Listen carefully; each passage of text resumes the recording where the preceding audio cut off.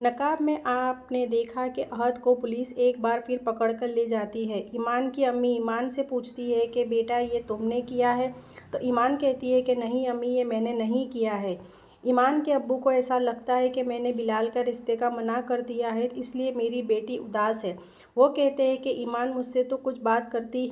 ईमान के अब्बू को ईमान के कुछ न कहने से शर्मिंदा है। यहाँ बिलाल को भी ऐसा लगता है कि ये सब ईमान की मर्ज़ी से हो रहा है और ईमान ने कभी मुझसे मोहब्बत की ही नहीं है।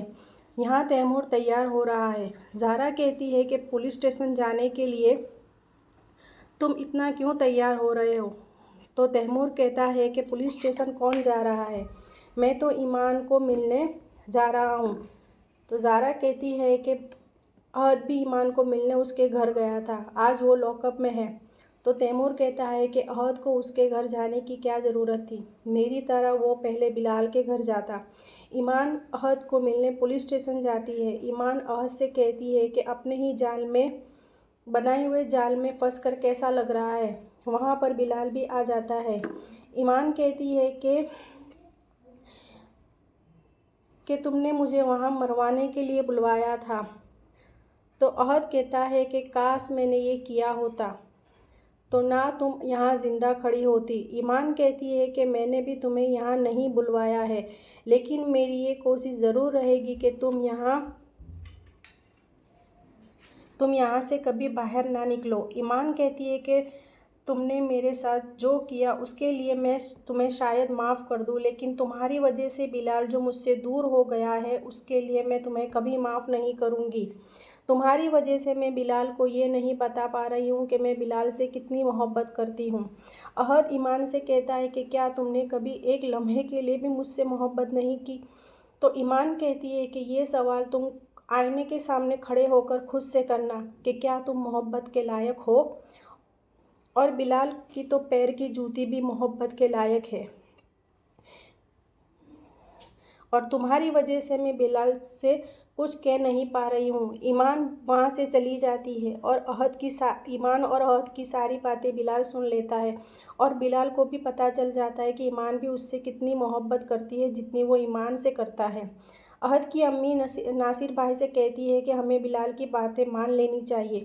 तो नासिर भाई कहते हैं कि आप लोगों की तरह मैं बुज़दिल नहीं हूँ और उनके सामने घुटने नहीं टेकूंगा, और फिर उन भीख मंगू के घर में रिश्ता नहीं लेकर जाऊंगा। वहाँ पर ज़ारा आ जाती है और ताया अब्बू को कहती है कि वो भीख मंगे नहीं है ताया अब्बू, वो एक असिस्टेंट कमिश्नर का घर है। ईमान जब घर आती है तो वहाँ पर तैमूर पहले से ही मौजूद होता है। तैमूर को लगता है कि उसके कहने पर ईमान ने बिलाल से रिश्ता तोड़ दिया है, और जब वो ईमान से अपनी मोहब्बत के दावे करता है उसी वक्त वहाँ पर ज़ारा और बाकी लोग आ जाते हैं और तैमूर की सारी बातें सुन लेते हैं। सलीम चाचा तो इतने गुस्से हो जाते हैं कि वो तैमूर पर हाथ उठाने के लिए तैयार हो जाते हैं। तैमूर सबको वहाँ देखकर घबरा जाता है और सलीम चाचा उसे बाहर जाने को कह देते हैं। तैमूर वहाँ से चला जाता है। ईमान की बातें याद करके यहाँ पर बिलाल मन ही मन मुस्कुरा रहा है। यहाँ चच्ची जान को पता चलता है कि ज़ारा को ये सब बातें पता होने के बावजूद उसने सभी से ये बातें छुपा कर रखी। यह सारी बातें वो नासिर भाई और ताई अम्मी को बता देती है।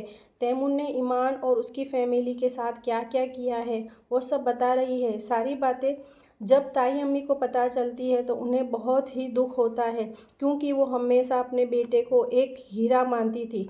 जब उन्हें पता चलता है कि ये सब तैमूर ने किया है तो उन्हें बहुत दुख होता है, और ज़ारा भी बहुत हर्ट होती है। नकाब में आने वाले एपिसोड में आप देखेंगे कि तैमूर जो अपनी अम्मी के सामने अपनी दिल की सारी बातें बोल देता है। वो कहता है कि तुमने ज़बरदस्ती ज़ारा मेरे मत्थे मारी है, कुछ दिन और सब्र कर लेते तो आज ईमान मेरे साथ होती।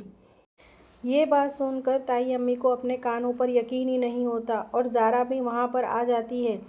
ज़ारा तैमूर की सारी बातें सुन लेती है और ज़ारा लड़खड़ा जाती है, तो ताई अम्मी उसे संभालती है। ज़ारा को हॉस्पिटल ले जाते हैं। वहाँ बिलाल को भी इस बात की खबर दी जाती है और वो भी हॉस्पिटल आ जाता है। ताई अम्मी उल्टा बिलाली को बातें सुनाती है।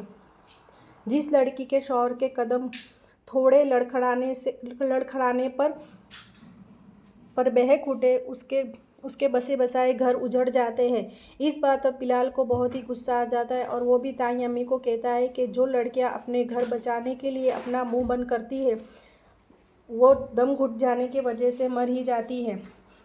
क्योंकि बिलाल को सब कुछ जानता है और अब तो पूरे घर को पता चल गया है। ज़ारा को भी सब पहले से मालूम था, फिर भी वो चुप रही।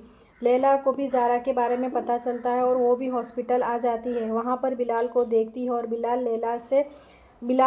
लैला बिलाल के साथ अच्छी तरह मिलना चाहती है, उससे बात करना चाहती है, क्योंकि लैला को अब अपने किए पर पछतावा हो रहा है। यहाँ बिलाल को अब पता चल गया है कि ईमान भी उससे मोहब्बत करती है और ईमान ने भी इकरार कर लिया है।